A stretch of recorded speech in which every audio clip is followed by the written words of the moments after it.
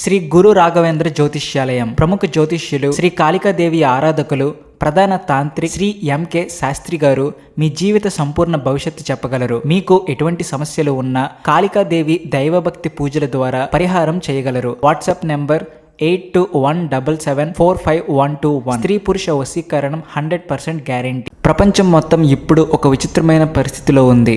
ఎక్కడ చూసినా యుద్ధ మేఘాలు, ఒకరి మీద ఒకరికి నమ్మకం లేని రోజులు. సరిగ్గా ఇలాంటి టైంలో ప్రపంచంలోనే most powerful and most dangerous మనిషి రష్యా ప్రెసిడెంట్ వ్లాదిమిర్ పుతిన్ మన భారత గడ్డపై అడుగుపెట్టారు. ఇటు అమెరికాలో డొనాల్డ్ ట్రంప్ ఎలక్షన్స్ గెలిచి మళ్ళీ పవర్లోకి వచ్చి అక్కడ పండగ చేసుకుంటుంటే, ఇక్కడ భారతదేశంలో మాత్రం వెస్ట్రన్ కంట్రీస్కి చెమటలు పట్టించే ఒక భారీ స్కెచ్ వేస్తున్నారు. సాధారణంగా ఏ దేశాధ్యక్షుడు వచ్చినా సెక్యూరిటీ ఉంటుంది, హడావిడి ఉంటుంది. కానీ ఈయన రాక వేరు, ఆ రేంజ్ వేరు. వస్తే కొండకచో పోతే వెంట్రుక అన్న సామెత ఈయనకు అస్సలు సెట్ అవ్వదు. ఎందుకంటే ఈయన కదిలితే ప్రపంచం కదులుతుంది. ప్రస్తుతం ఢిల్లీ రోడ్ల మీద తిరుగుతున్నవి మామూలు వాహనాలు కాదు, అవి కదిలే బంకర్లు. ఆకాశంలో ఎగురుతున్న విమానం సాదా సీదా ఫ్లైట్ కాదు, అది ఏ దేశం కళ్ళు గప్పైనా తప్పించుకోగల ఒక కమాండ్ సెంటర్. ఇంతకీ ఈ సెక్యూరిటీలో అంత స్పెషాలిటీ ఏముంది? పుతిన్ పక్కన ఉండే బాడీగార్డ్స్ ఆ నల్ల సంచులను ఎందుకు మోస్తున్నారు? ఆఖరికి వాళ్ళు తాగే నీళ్లు కూడా రష్యా నుండే ఎందుకు వస్తున్నాయి? ఈ వీడియోలో మనం ప్రతి చిన్న విషయాన్ని పోసగుచ్చినట్టు డీటెయిల్డ్గా మాట్లాడుకుందాం. అంతకంటే ముందు మీరు మా ఛానల్ సబ్స్క్రైబ్ చేసుకోకపోతే వెంటనే సబ్స్క్రైబ్ చేసుకోండి. కామెంట్ సెక్షన్లో జై హింద్ అని రాయడం మర్చిపోకండి. ఈ కథను నేల మీద నుండి కాదు, ఆకాశం నుండే మొదలు పెడదాం. ఎందుకంటే ఈ బాహుబలి ఎంట్రీ మామూలుగా ఉండదు. వ్లాదిమిర్ పుతిన్ భారత్కి వచ్చేది ఏదో బిజినెస్ జెట్లోనో లేక చార్టెడ్ ఫ్లైట్లోనో కాదు. ఆయన వచ్చే విమానాన్ని ప్రపంచం ఫ్లయింగ్ క్రెమ్లిన్ అని పిలుస్తుంది. దీని టెక్నికల్ పేరు ఇల్యూషన్ IL-96-300PU. వినడానికి పేరు కొంచెం టెక్నికల్గా ఉన్నా నిజానికి ఇది ఒక గాలిలో తేలే కోట. అమెరికా ప్రెసిడెంట్ వాడే ఎయిర్ ఫోర్స్ 1 గురించి మనం చాలా గొప్పగా విన్నుంటాం, సినిమాల్లో చూసుంటాం. కానీ ఈ రష్యన్ విమానం దానికి బాబు లాంటిది. దీని విలువ సుమారు $500 మిలియన్ పైమాటే. 2025లో కూడా దీని టెక్నాలజీ ఒక మిస్టరీనే. దీని బాడీకి ఒక స్పెషల్ కోటింగ్ ఉంటుంది. అది ఎలాంటిదంటే, శత్రుదేశం ఏదైనా క్షిపణిని దీని మీదకు వదిలితే ఆ క్షిపణి సిస్టమే కన్ఫ్యూజ్ అయిపోయి క్రాష్ అయిపోతుంది. రేడార్లకు కూడా చిక్కకుండా మాయ చేసే కెపాసిటీ దీని సొంతం. ఇది కేవలం ట్రావెలర్స్ విమానం కాదు, గాలిలో ఉండే మొబైల్ కంట్రోల్ రూమ్. పుతిన్ గాలిలో నుండే తన సైన్యాన్ని, జలాంతర్గాములను, ఆఖరికి న్యూక్లియర్ ఫోర్సెస్ని కూడా కంట్రోల్ చేయగలడు. ఇంకా షాకింగ్ విషయం ఏమిటి అంటే, పుతిన్ ప్రయాణం చేసేటప్పుడు ఇలాంటివి ఒకేసారి 3 విమానాలు గాలిలోకి లేస్తాయి. సేమ్ టు సేమ్ జిరాక్స్ కాపీలా ఉంటాయి. అసలు పుతిన్ దేంట్లో ఉన్నారో ఆ పైవాడికి తప్ప ఎవరికీ తెలియదు. గుంపులో గోవింద అన్నట్లు శత్రువులు ఏ విమానాన్ని టార్గెట్ చేయాలో తెలియక తలలు పట్టుకుంటారు.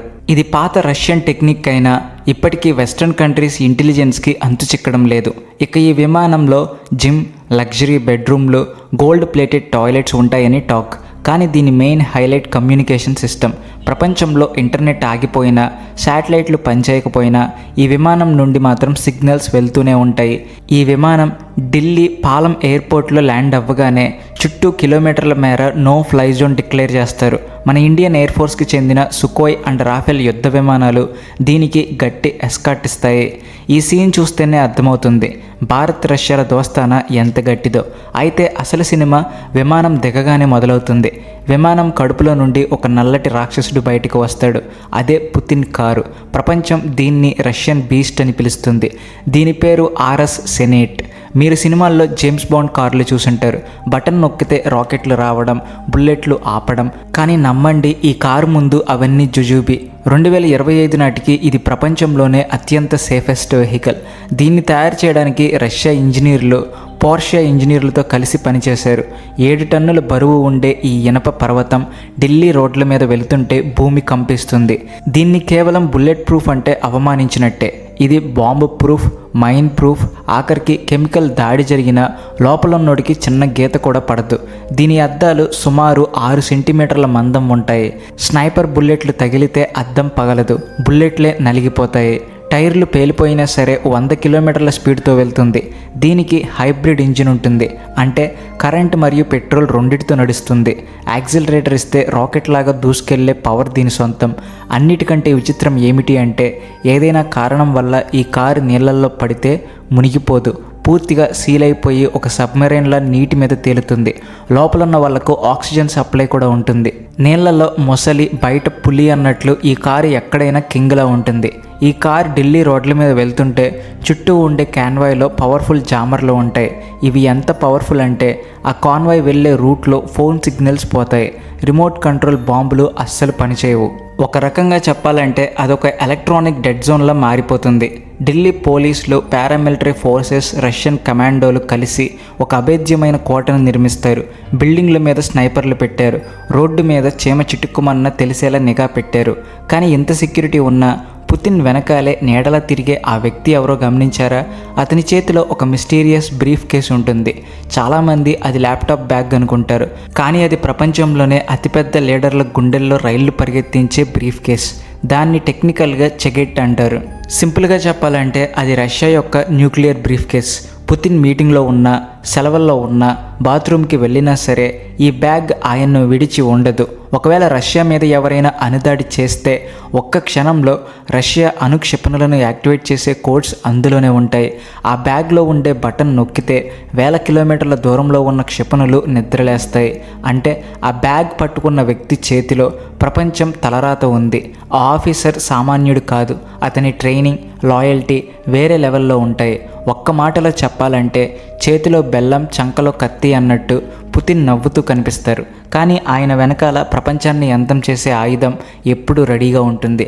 ఇక పుతిన్ బాడీగార్డ్స్ గురించి చెప్పుకుంటే వీళ్ళు మామూలు మనుషులు కాదు, ఫెడరల్ ప్రొటెక్టివ్ సర్వీస్ ఏజెంట్లు. వీళ్ళకు ఉండే రూల్స్ చాలా విచిత్రంగా ఉంటాయి. వీళ్ళు చలిలో వణకకూడదు, ఎండలో చెమట పట్టకూడదు. అవును, వాళ్ళ బాడీ లాంగ్వేజ్ ద్వారా వాళ్ళు టెన్షన్ పడుతున్నారని ఎవరికీ తెలియకూడదు. వీళ్ళు 35 ఏళ్ళు దాటాక రిటైర్ అయిపోవాలి.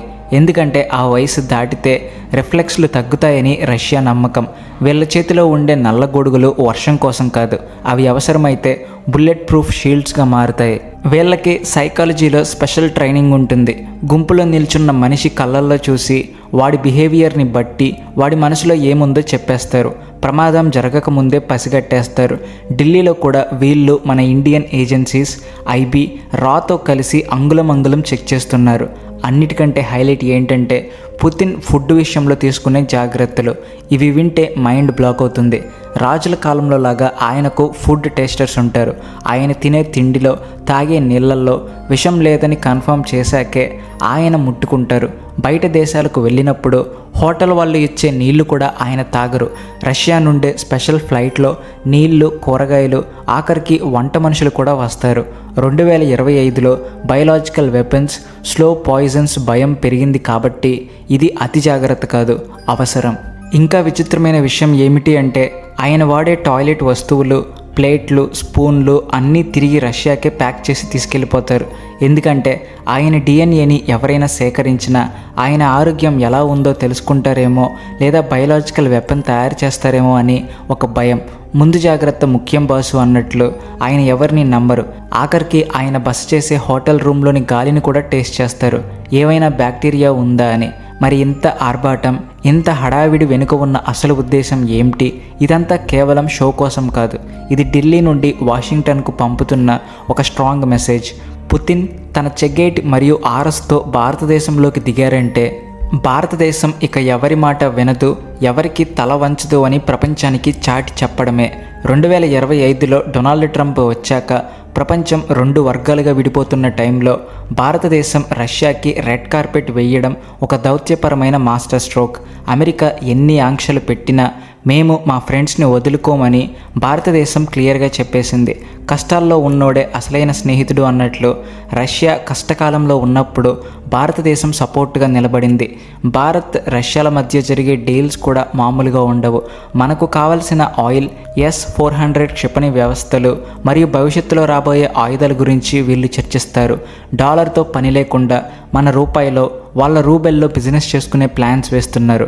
ఇది అమెరికా డాలర్ ఆధిపత్యానికి గట్టి దెబ్బే. చైనా, పాకిస్తాన్ అయితే ఈ విషయాన్ని చాలా సీరియస్గా కళ్ళల్లో ఒత్తులు వేసుకుని గమనిస్తున్నాయి.